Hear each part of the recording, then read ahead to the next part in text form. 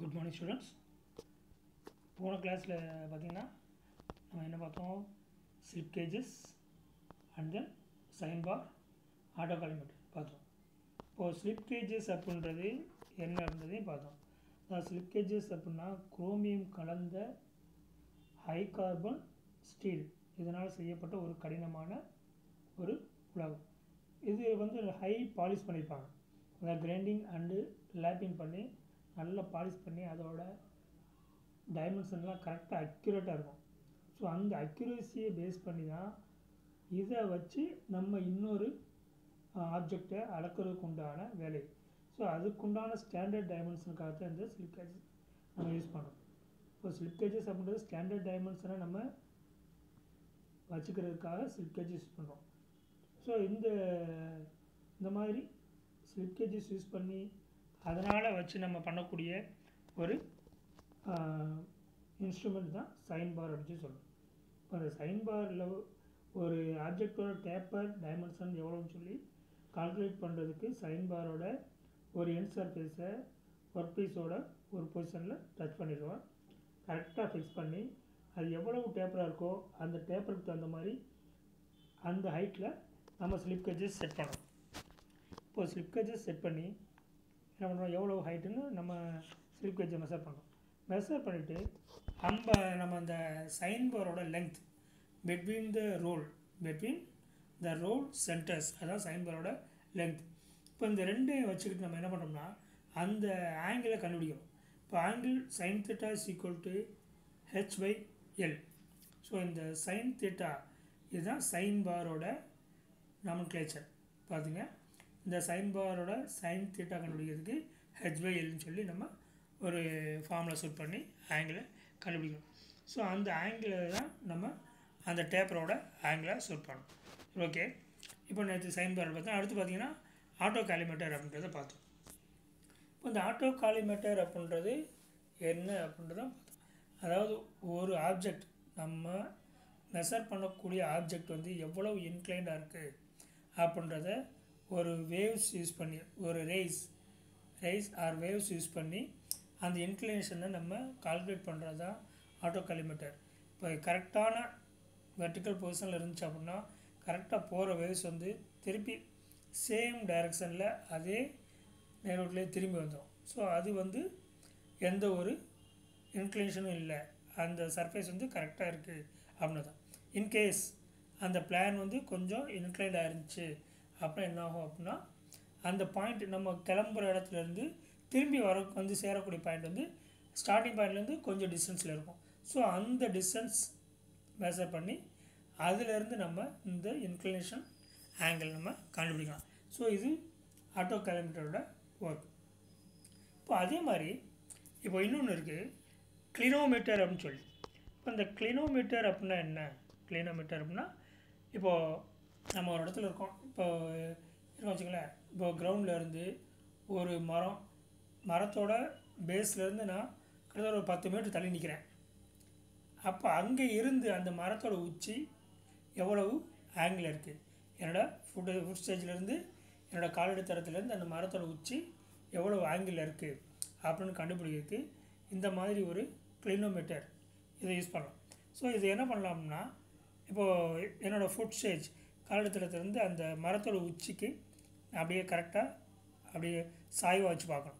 இப்போ அந்த சாய்வாக வச்சு பார்க்குறப்போ அந்த ஸ்ட்ரா அப்படின்ற பற்றியில் அந்த ஸ்ட்ரா மேலே உள்ள ஸ்ட்ரா அப்படின்ற போர்ஷன், இந்த ஸ்ட்ரா அப்படின்ற போர்ஷன் தான் நமக்கு இந்த சாய்வான பகுதியை காமிக்கக்கூடியது. இது கீழே இருக்கக்கூடிய அளவுகோல் பொருத்தப்பட்ட ஒரு ரிங் இருக்குது பற்றியில், இதில் தான் நம்ம என்ன பண்ணுறோம், ஆங்கிளை கண்டுபிடிக்கும். சார் இது நம்ம டேப்பர் பண்ணுறப்போ இந்த ஸ்ட்ரிங் ஒன்று தொங்க விட்டுருக்க பற்றியில் இந்த ஸ்ட்ரிங்கில் ஒரு வெயிட் இருக்கும். அப்போ அந்த ஸ்ட்ரிங்கு நமக்கு எப்படி அது திரும்புதோ அதுக்கு தகுந்த மாதிரி இது வெர்டிக்கலாக தான் நிற்கும். அப்போ எவ்வளவு ஹைட் போகுது, எவ்வளோ ஹைட்டில் நம்ம மூவ் பண்ணாலும் இந்த ஸ்ட்ரிங்கை வச்சு நம்ம எவ்வளவு ஆங்கிள் கரெக்டாக அது திருப்பி பார்த்திங்கன்னா அந்த ஸ்ட்ரிங் வந்து நேராக நிற்கும். அப்போ எவ்வளவு ஆங்கிள் இருக்குது, எவ்வளவு ஆங்கிள் இதில் காமிக்குது, அதோட ஆப்போசிட் செக்ஷன் என்னவோ அந்த ஆங்கிள் தான் நமக்கு உண்டான ஆங்கிள். அதாவது நமக்கும் மரத்துக்கும் உண்டான அந்த ஆங்கிள் கண்டுபிடிக்கக்கூடிய மெத்தட். ஸோ கிளினோமீட்டர் அப்படின்றது ஒரு ஆப்ஜெக்ட் நம்மகிட்ட இருந்து அந்த ஒரு ஆப்ஜெக்ட் வந்து எவ்வளவு ஹைட்டில் இருக்குது, அந்த ஹைட்டுக்குண்டான அந்த ஆங்கிளை எப்படி மெஷர் பண்ணுறது, எவ்வளோ ஹைட்டில் இருந்தாலும் சரி அந்த ஆங்கிளை நம்ம எப்படி மெஷர் பண்ணுறது, அந்த மெஷர் பண்ணுறதுக்குண்டான ஒரு இன்ஸ்ட்ருமெண்ட் தான் இந்த கிளினோமீட்டர். இதுக்கு எப்படி சொன்னோம்னா இந்த ஸ்ட்ரா அப்படின்ற போர்ஷன் வந்து கரெக்டாக நமக்கு என்ன ஆங்கிள் இருக்கோ, நம்ம கண் பார்வையிலேருந்து வச்சாலும் சரி இல்லை நம்ம ஃபுட் ஸ்டேஜ்லேருந்து வச்சாலும் சரி, கண் பார்வையிலேருந்து கரெக்டாக அந்த மரத்தோட ஹெட் வைக்க வேண்டியதான், மரத்தோட டாப் போர்ஷன், அதாவது உச்சிக்கு பற்றியில் உச்சிக்கு கரெக்டாக வைக்கிறோம். அப்போ அதோட சென்டர் பாயிண்ட்லேருந்து தொங்கக்கூடிய அந்த ஸ்ட்ரிங் இருப்பாங்க, அந்த ஸ்ட்ரிங் எவ்வளவு ஆங்கிளை காட்டுது, அந்த ஆங்கிள் ப்ளஸ் என்னோடய கண்ணுக்கும் என்னோடய காலுக்கும் உள்ள ஹைட் டிஃப்ரென்ஸ். ஸோ இதையும் பார்க்கணும், பார்த்து கால்குலேட் பண்ணி தான் நம்ம அந்த ஆங்கிளை கண்டுபிடிப்போம். ஸோ இது கிளினோமீட்டர் அப்படின்னு சொல்கிறது. ஓகே, இப்போது என்னென்ன பார்த்துருக்கோம், slip gauges, sine bar and then autocollimator, இப்போது கிளினோமீட்டர் பார்த்துருக்கோம். இப்போ ஒவ்வொன்றும் ஒவ்வொரு விதமான பொருளை அளக்கிறதுக்கு நம்ம மெஷர் பண்ணக்கூடிய இன்ஸ்ட்ருமெண்ட்ஸ் தான். இப்போ அடுத்து பார்த்திங்கன்னா ஆங்கிள் டெக்கார் அப்படின்னு ஒரு இன்ஸ்ட்ருமெண்ட் இருக்குது. இப்போ அந்த ஆங்கிள் டெக்கார் அப்படின்றது ஒன்றும் கிடையாது, பழசு மாதிரி தான். ஒரு ஒர்க் பீஸோட டேப்பர் சர்ஃபேஸ் எவ்வளவு டேப்பராக இருக்குது அப்படின்றத கண்டுபிடிக்கிறதுக்கு தான் நம்ம இந்த ஆங்கிள் டெக்காரை நம்ம யூஸ் பண்ணுறோம். இதில் நம்ம இது ஆட்டோ காலிமீட்டர் பார்த்ததில்ல, அந்த ஆட்டோ காலிமீட்டர் இதில் இன்சர்ட் பண்ணியிருப்பாங்க. இந்த ஐடெக்கார் ஐபீஸில் இந்த பீஸ் இந்த பைப்புக்குள்ளார அந்த ஆட்டோ காலிமீட்டர் தான் ஃபிக்ஸ் பண்ணியிருப்பாங்க. இது லேம்ப் ஹவுசிங்னு சொல்லி இதில் தான் நம்ம என்ன ஒளி கொடுக்குறாங்க, இதுலேருந்து ஒளி கொடுத்து இந்த ஐபீஸ் வழியாக நம்ம பார்க்குறப்போ அந்த வரக்கூடிய ரேஸ் ஆனது ஆங்கிளில் பட்டு ஆக்சுவலாக நம்ம என்ன ஒரு ரெஃப்ளெக்டர் வச்சுருக்கோம், ஆல்ரெடி இந்த ரெஃப்ளெக்டர் பாலிஸ்டு ரெஃப்ளெக்டர்னு சொல்லி பார்த்தீங்களா, பாலிஸ்டு ரெஃப்ளெக்டர், இதில் ஸ்லிப் கேஜ் யூஸ் பண்ணி நம்ம செட் பண்ணியிருக்கோம் கரெக்டான ஆங்கிளுக்கு, அந்த ஆங்கிளுக்கு கரெக்டாக நம்ம செட் பண்ணி இந்த ஆங்கிள் டெக்காரை வச்சுருப்போம். இப்போ அந்த ஆங்கிள் டெக்காரை இதில் இருந்து இதை மூவ் பண்ணிவிட்டு கரெக்டான இதில் கேஜ் வச்சுட்டு இந்த பாருங்கள் கீழே பார்த்தீங்களா காம்பனண்ட் டு பி டெஸ்டட், கீழே சர்ஃபேஸ் பிளேட் இருக்குது, காம்பனண்ட் டு பி டெஸ்டட் இருக்குது, அதுக்கு மேலே தான் பாலிஸ்டு ரெஃப்ளெக்டர் அதாவது ஸ்லிப் கேஜ் வச்சுருக்கோம். ஸோ இதோட ஆங்கிளை தான் நம்ம மெஷர் பண்ண போகிறோம். காம்பனண்ட் பார்த்தீங்கன்னா இந்த காம்பனண்ட்டோட ஆங்கிள் எவ்வளோன்னு சொல்லி தான் நம்ம இப்போ மெஷர் பண்ண போகிறோம். இப்போ அந்த மெஷர் பண்ணுறதுக்கு உண்டான ஃபஸ்ட்டு இனிஷியல் மெத்தட் இந்த ஆங்கிள் கேஜஸ். இந்த கேஜஸ் வந்து ஸ்டாண்டர்ட் கேஜஸ் மாதிரி, இந்த கேஜஸ் நமக்கு எவ்வளோ ஆங்கிள் இந்த ஒர்க் பீஸ் இருக்கணும் அப்படின்றத ஆல்ரெடி நம்ம செட் பண்ணியிருப்போம். அந்த செட்டிங் வச்சுட்டு நம்ம கரெக்டான ஒரு சூட்டபிள் போர்ஷன் நம்ம மூவ் பண்ணி வச்சுப்போம். ஸோ அந்த இதில் பார்த்திங்கன்னா கரெக்டாக அந்த ரேஸ் கீழே போகுது, கரெக்டாக திருப்பி அதே பாயிண்டில் வந்து டச் ஆகிற மாதிரி அந்த வயரிங்ஸில் டச் ஆகிற மாதிரி நம்ம செட் பண்ணிடுவோம். இப்போ செட் பண்ணிட்டு இந்த ஆங்கிலேஜ் மூவ் பண்ணிட்டு இந்த ஒர்க் பீஸை மூவ் பண்ணி வச்சு பார்த்தோம்னா கரெக்டாக அதே டைரெக்ஷனில் வந்து அப்படியே திரும்பி ரிஃப்ளெக்ட் ஆச்சுன்னா கரெக்ட் ஆங்கிள். இப்போ இல்லை நம்ம இந்த இன்க்ளினேஷனுக்கு இது கொஞ்சம் டிஃபராக இருக்குன்னு வச்சுக்கோங்களேன், அப்போ நமக்கு கொடுக்கப்பட்ட அந்த வரையறை கரெக்டான அந்த நேர்கோட்டில் இருந்து அந்த ரேஸ் ஆனது மாறுபட்டு திரும்பி வரப்போ இன்னொரு பாயிண்ட்டில் நமக்கு ஸ்பாட் ஆகும். அப்போ அது இன்னொரு பாயிண்ட்டில் ஸ்பாட் ஆகிறப்போ அந்த ரெண்டு பாயிண்ட்டுக்குள்ளே டிஃப்ரென்ஸ் பார்த்துட்டு அதுக்குண்டான டிஃப்ரெண்ட் டிஸ்டன்ஸ் எவ்வளோன்னு பார்த்து நம்ம அந்த கண்டுபிடிக்கிறது தான் அந்த ஆங்கிள் டெக்காரோட வேலை. ஸோ ஆங்கிள் டெக்காரில் நம்ம யூஸ் பண்ணக்கூடியது என்னோட சொல்லியாச்சு. ஆங்கிள் டெக்காரில் நம்ம யூஸ் பண்ணக்கூடியது ஆட்டோ காலிமீட்டர். ஸோ அந்த ஆட்டோ காலிமீட்டர் யூஸ் பண்ணி தான் நம்ம இந்த ஆங்கிள் டெக்காரையும் மெஷர் பண்ணுறோம். ஸோ இந்த ஆங்கிள் டெக்கார் டாப்பிக்கோட இந்த 5th யூனிட் நமக்கு முடியுது. சரி, இப்போ இந்த ஆங்கிள் டெக்காரை என்ன பண்ணுறோம் அப்படின்றதையும் பார்த்தாச்சு. பார்த்தீங்களா, இது வந்து நம்ம டேபிளில் நம்ம மில்லிங் டேபிள் பார்த்தீங்களா, மில்லிங் டேபிளில் ஆங்கிள் டெக்கார் நம்ம செட் பண்ணி எப்படி நம்ம அந்த டேப்பரை கால்குலேட் பண்ணுறது அப்படின்னு பார்க்குறது தான் இந்த அது. மேலே பாருங்கள், to obtained precise angular setting for measuring operation. இப்போ மெஷினிங் ஆப்ரேஷனுக்கு எவ்வளவு ஆங்கிள் எப்படி நம்ம செட் பண்ணுறது அப்படின்றத ஆங்கிள் டெக்கார் மூலமாக நம்ம வச்சுக்கிறோம். கண்டுபிடிக்கிறது தான் இந்த ஆங்கிள் டெக்காரோட வேலை. இந்த பாருங்கள், கீழே காம்பனண்ட் இருக்குது. இந்த காம்பனண்ட்டில் நம்ம இந்த குரூவ் ஃபார்ம் பண்ணோம். இப்போ அந்த குரூவ் ஃபார்ம் பண்ணுறதுக்கு எவ்வளவு ஆங்கிளில் நம்ம செட் பண்ணணும் அப்படின்றது தான் நம்ம இந்த குரூவ் கட் பண்ணுறதுக்கு உண்டான வேலையை தான் இந்த ஆங்கிள் டெக்கார் மூலமாக கண்டுபிடிச்சி நம்ம இந்த குரூவ் கட் பண்ணுறோம். ஸோ இதுதான் ஆங்கிள் டெக்காரோட ஒர்க்கிங் பிரின்சிபல். ஓகே ஸ்டூடெண்ட்ஸ், இப்போது 5th யூனிட்டில் நம்ம என்னென்ன பார்த்தோம் அப்படின்னா, ஃபஸ்ட்டு ட்ரில்லிங். ஃபஸ்ட்டு ட்ரில்லிங் பார்த்தோம். ட்ரில்லிங் போர்ஷனில் என்ன டைப்ஸ் ஆஃப் ட்ரில் என்னென்ன இருக்குது, அந்த ட்ரில்லோட நாமன்க்ளேச்சர் என்ன, என்ன, அதில் என்னென்ன பார்ட்ஸ் இருக்குது, அந்த பார்ட்ஸ் எல்லாம் எதுக்கு யூஸ் ஆகுது, அந்த பார்ட்ஸ்னால் நமக்கு என்ன யூஸு அப்படின்ற ஒவ்வொரு பாயிண்ட்டையும் பற்றி பார்த்தோம். அடுத்து ட்ரில்லிங் மிஷின் பார்த்தோம்.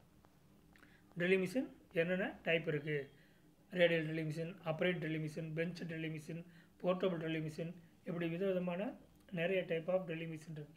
அடுத்து கேங் ட்ரில்லிங் மிஷின் அப்படின்னு சொல்லி இன்னொன்று இருக்குது. இப்போ இந்த கேங் ட்ரில்லிங் மிஷின் அப்படின்னு சொல்கிறது ஒன்றும் கிடையாது.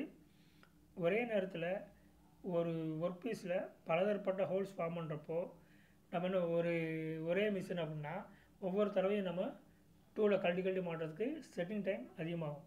அப்போ அந்த செட்டிங் டைம் ரெடியூஸ் பண்ணுறதுக்காக நம்ம என்ன பண்ணோம்னா, இங்கே கேங் ட்ரில்லிங் மிஷின் வச்சோம்னா ஃபஸ்ட்டு ஒரு 10 நம்ம போட்டோமா, அடுத்து 12 நம்ம போடுறோமா, அடுத்து 15 நம்ம போடுறோமா, அது கவுண்டர் போலிங் போடணுமா இல்லை கவுண்டர்சிங் போடணுமா. ஸோ எல்லாத்தையும் கரெக்டாக அடுத்தடுத்து செட் பண்ணோம்னா நம்ம ஒர்க் பேஸ் பண்ணி மூவ் பண்ணி சக்குன்னு இறக்கி நம்ம அந்த ஒர்க்கை குயிக்காக பண்ணி முடிக்க முடியும். ஸோ இது கேங் ட்ரில்லிங் மிஷின் சொல்லி சொல்கிறது. இப்போது அந்த drilling machine specification of drilling machine வச்சு சொல்லுவோம். அது ஸ்பெசிஃபிகேஷன் அப்படின்னா ஒரு ட்ரில்லிங் மிஷின் வாங்குகிறோம்.